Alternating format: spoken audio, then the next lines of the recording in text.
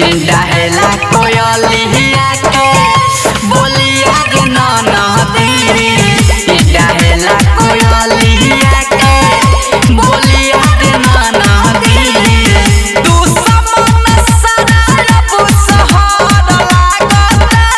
पियऊ गइले कहल कहतवा जहर लागता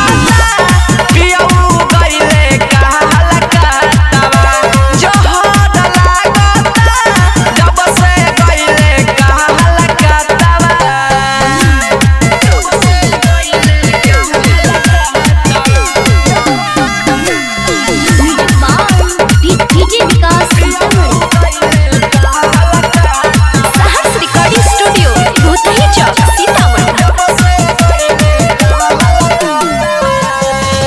गवना करा के सैया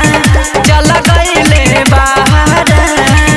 सही तल जवानी द्वारे देतबा रे पहाड़ गवना करा के सैया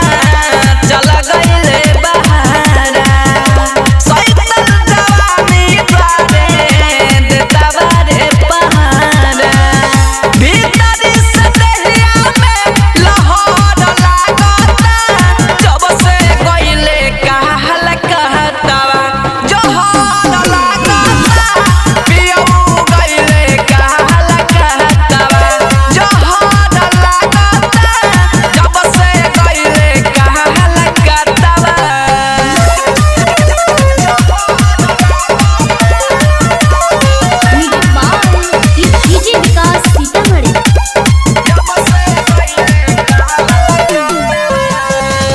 करब